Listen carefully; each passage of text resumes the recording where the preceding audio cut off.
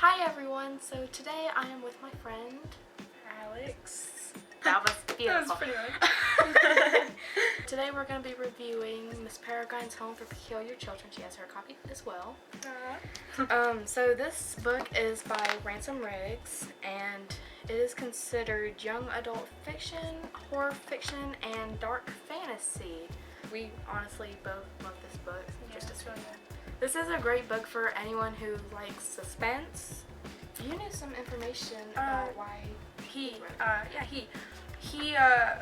used to collect photographs, and that's what I think is really interesting about the story, because there's visuals that go along with it, and so he used to collect vintage photographs, like from flea markets and just anywhere you can find stuff like that. He used to think the most interesting stuff was the children, because you find really peculiar photos, like this is one of the photos he found. You may not be able to tell, but the girl is floating, and that's obviously a little clue into the book. And it's really great because you sometimes when you're reading a book and they're describing something, you're just kind of like, I wish I could see that, or like, I usually don't get the visual until like a movie maybe comes out, if we're lucky enough for that. So it's just like, it's kind of amazing seeing that he made stories because he couldn't find the real ones to go with these photos. Yeah, and I kind of think it's interesting in the book because you can picture the characters the same way the author did. Yeah. But it's just like different as well. I hope I'm making sense here. A movie can't swoop in and say, oh, this character is going to be beautiful all of a sudden, when you know it's not. Like they describe it in a book. In a movie, that's how everyone sees it. Yeah. But in a book, we're all different. There's unlimited ways that this can be seen. So we're just going to read. All the same now. We're just going to read the summary from the back. Would you like to do that? You want me to? All right then. A mysterious island, an abandoned orphanage, a strange collection of peculiar photographs. It all waits to be discovered in Miss Peregrine's Home for Peculiar Children, and an unforgettable novel that mixes fiction and photography in a thrilling reading experience. As our story opens, a horrific family tragedy sets 16-year-old Jacob journeying to a remote island off the coast of Wales, where he discovers the crumbling ruin of Miss Peregrine's Home for Peculiar Children. As Jacob explores its decaying bedrooms and hallways, it becomes clear that Miss Peregrine's children were more than just peculiar. They may have been dangerous.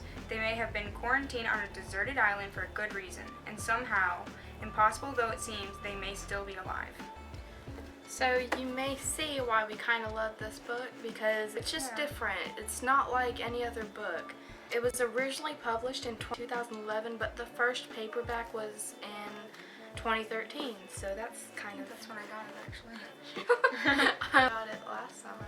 It's definitely... And I read it It's a very thick book. It's like kind of satisfying to touch it. It's very satisfying because you also have the pictures. Print. Yeah. It's like, this is a It's a very reasonable amount of reading. Yeah. Especially for as much as you enjoy it. As I've already said, it does include pictures. I'm not going to show any to you just because I don't want to spoil it. Oh yeah. But it does help you picture how the characters look, mainly. There are a couple pictures of like tunnels and stuff like that.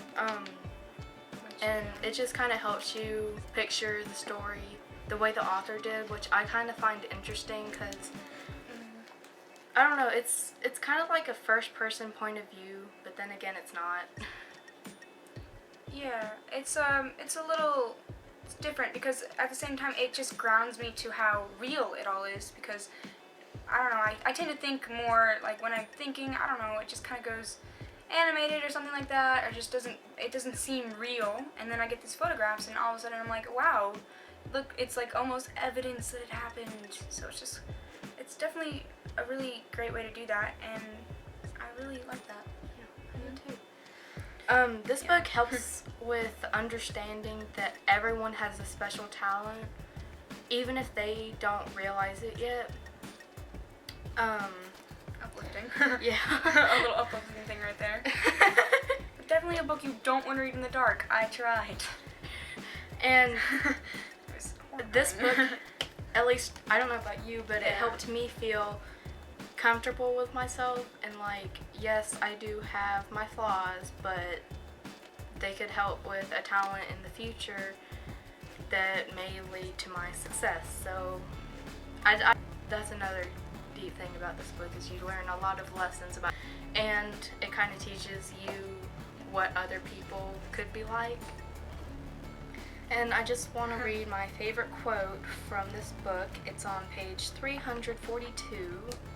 I had always known the sky was full of mysteries, but not until now had I realized how full of them the earth was. Which, again, I feel like this kind of goes back and proves my point about how everyone has their special talent and you can't judge a person before you know them. So I just really like that quote. It's very deep. I love that. Usually when I read something, I don't like to go beyond the meaning, the words. I like just look at the story, but then when you start talking about the meaning of stuff, it just kind of like, it hits you like, oh man, it's kind of amazing what a book can do and turn it into. Turn not only words or an emotion into, but photographs. I mean, you can turn anything into something beautiful, and I feel like this book really does that in its own way, and it just stands out. Because a lot of books don't do that. We see a lot of books that are monotonous, or they just kind of get very popular because, like, oh look, it follows the standard, or you can just kind of see that. But this is definitely something that went its own way. So yeah, it's Hollow City, which is the second book of Miss Peregrine's Home for Peculiar Children. I know that there is a third book coming out this fall, and it's called The Library of Souls. I'm not really sure of the date yet, so I'm not sure if it's even set yet, is it? I think towards the end of this year. Yeah, I do remember that it's in the fall, winter time period.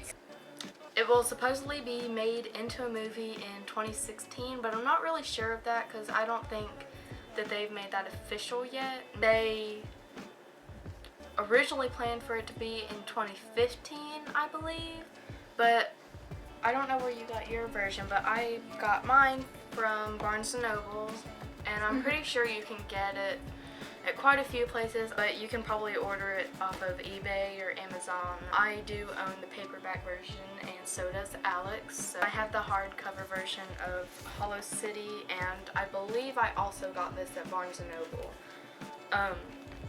My life is at Barnes & Noble, so. He definitely takes his time writing this series. Like, and I didn't actually think it was a series. I thought this was going to be a standalone book, and I heard there was a second.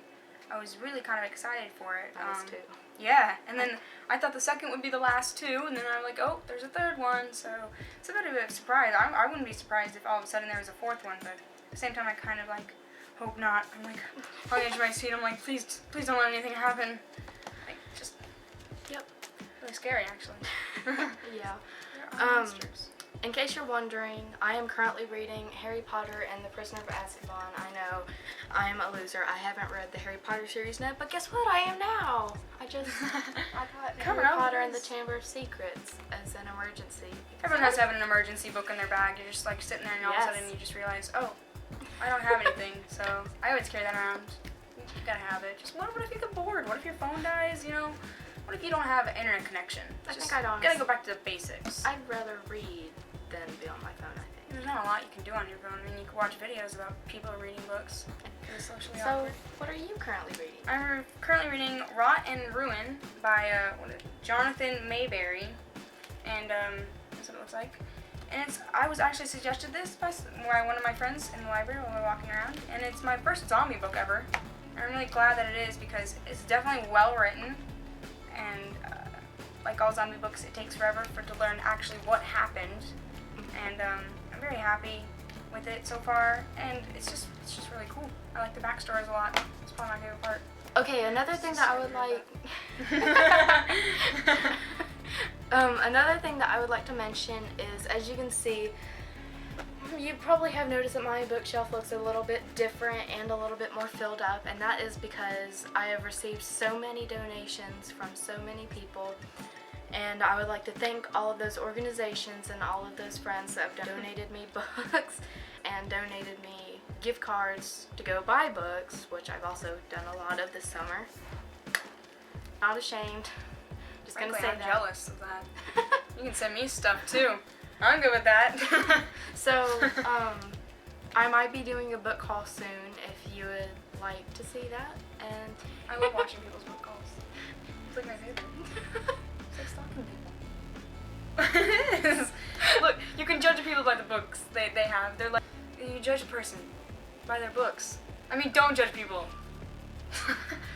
So I want to thank you all for watching this video, and I would like to thank Alex as well. Thank you for having me. Thank you for coming. So I guess I will try to do another review soon. My next review will be Famous Last Words by Katie Allender, and I'm hoping that I'll have that up in a week or so. So see you soon. Bye. Bye.